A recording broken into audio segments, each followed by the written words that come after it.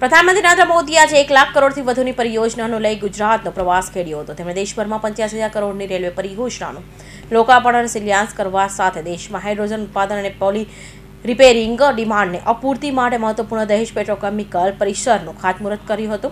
આ પ્રસંગે પ્રધાનમંત્રી નરેન્દ્ર મોદીએ વર્ષ 2014માં પહેલા રેલ બજેટ અંગે વાત કરતા તાત્કાલિક યુપીએ સરકારનો ઉધડો લીધો હતો। તેમણે યુપીએ શાસનકાળમાં રેલવેની દુર્દશા ક્ષતિ કરી હતી। પ્રધાનમંત્રી નરેન્દ્ર મોદીએ સંબોધન કરતા જણાવ્યું હતું કે વર્ષ 2024ની શરૂઆતના માત્ર 75 દિવસમાં 11 લાખ કરોડથી વધુની પરિયોજનાનું લોકાર્પણ અને શિલાન્યાસ થયું। તેમણે પાછલા 10 થી 12 દિવસમાં 7 લાખ કરોડથી વધુની પરિયોજના લોકાર્પણ અને શિલાન્યાસ થયું હોવાનું જણાવતા દેશ વિકસિત ભારત દિશામાં મોટું પગલું ભર્યું હોવાનું જણાવ્યું હતું। ત્યારે પ્રધાનમંત્રી નરેન્દ્ર મોદીના હસ્તે 1 લાખ કરોડની પરિયોજનાનું લોકાર્પણ અને શિલાન્યાસ થયું છે। ત્યાં 85,000 કરોડથી વધુને રેલવેની લગતા પ્રોજેક્ટનો સમાવેશ છે। 2014 के पहले के 25-30 रेल बजट देख लीजिए। रेल मंत्री देश की पार्लियामेंट में क्या बोलते थे? हमारी फलानी ट्रेन का वहां स्टॉपेज दे देंगे, वहां हम डिब्बे 6 है तो 8 कर देंगे। यानी रेलवे, और मैं देख रहा था पार्लियामेंट में भी धप धप तालियां बजती थी। यानी यही सोच रही थी कि स्टॉपेज मिला कि नहीं मिला, ट्रेन वहां तक आती है, मेरे स्टेशन तक आगे बढ़ी कि नहीं बढ़ी। देखिए 21वीं सदी में यही सोच रही होती तो देश का क्या होता। और मैंने पहला काम किया, रेल को अलग बजट से निकाल करके भारत सरकार के बजट में डाल दिया, और उसके कारण आज भारत सरकार के बजट के पैसे रेलवे के विकास के लिए लगने लगे। आपने हालत देखा है, ट्रेन पर मेन लोग ये नहीं देखने जाते थे किस प्लेटफॉर्म पर कौन सी ट्रेन है, लोग ये देखते हैं कितनी लेट है। यही कार्यक्रम है घर से, क्योंकि उस समय मोबाइल तो था नहीं, स्टेशन पे जाकर के देखना कि भाई कितनी लेट है। रिश्तेदारों को कहते भाई रुके रहो, पता नहीं ट्रेन कब आएगी, वरना घर वापस जाकर के फिर आएंगे। ये रहता था।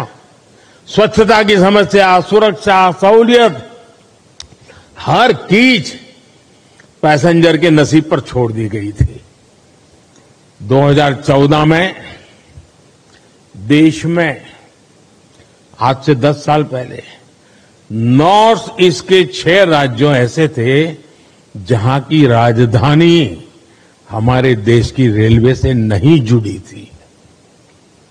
2014 में देश में 10,000 से ज्यादा ऐसे रेल फाटक थे, 10,000 से ज्यादा, जहां कोई व्यक्ति नहीं था, लगातार एक्सीडेंट होते थे, और उसके कारण हमारे होनहार बच्चों को, नौजवानों को हमें खोना पड़ता था।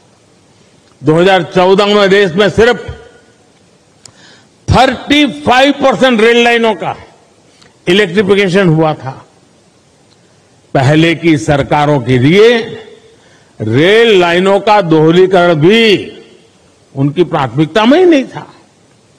इस परिस्थिति में हर पल कौन मुसीबतें झेल रहा था, कौन परेशानियों में पीसा जाता था? हमारे देश का सामान्य मानवी, मध्यम वर्ग का परिवार, भारत का छोटा किसान, भारत के छोटे उद्यमी।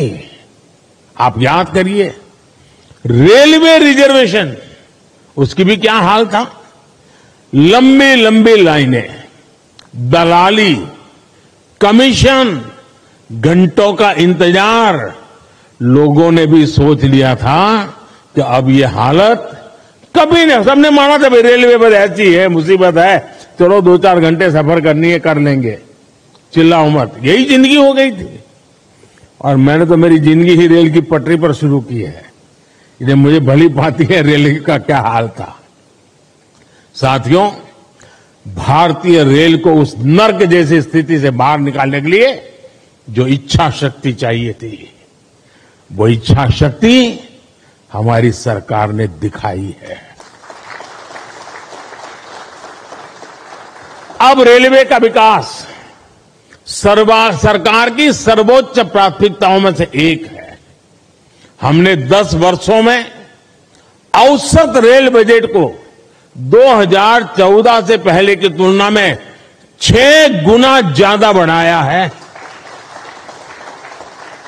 और मैं आज देश को ये गारंटी दे रहा हूं कि अगले 5 साल में वो भारतीय रेल का ऐसा कायाकल्प होते देखेंगे जिसकी उन्होंने कल्पना भी नहीं की होगी। आज का ये दिन इसी इच्छा शक्ति का जीता जागता सबूत है। देश का नौजवान तय करेगा उसको कैसा देश चाहिए, कैसी रेल चाहिए। ये 10 साल का काम अभी तो ट्रेलर है, मुझे तो और आगे जाना है। प्रधानमंत्री नरेंद्र मोदीए કહ્યું કે ગુજરાત, મહારાષ્ટ્ર, ઉત્તર પ્રદેશ, ઉત્તરાખંડ, કર્ણાટક, તમિલનાડુ, દિલ્હી, મધ્યપ્રદેશ, તેલંગાણા, આંધ્રપ્રદેશ, બિહાર, ઝારખંડ, પશ્ચિમ બંગાળ, ઓડિશા સહિતના રાજ્યોને આજે વંદે ભારત ટ્રેન મળી ચૂકી છે। દેશમાં વંદે ભારત ટ્રેનની સેવાઓની સતત પણ લાગી ચૂકી હોવાનું જણાવતા વંદે ભારત ટ્રેનનું નેટવર્ક હવે દેશના 550 થી વધુ જિલ્લાઓમાં પહોંચી ચૂક્યું હોવાનું જણાવ્યું હતું। વધુમાં તેમણે જનભાવનાનું સન્માન કરતા સરકાર વંદે ભારત ટ્રેનોને રૂટ પણ સતત વધારી રહી હોવા સાથે 21મી સદીમાં ભારતીય રેલવેની તસવીર બદલાઈ રહી હોવાનું જણાવ્યું હતું।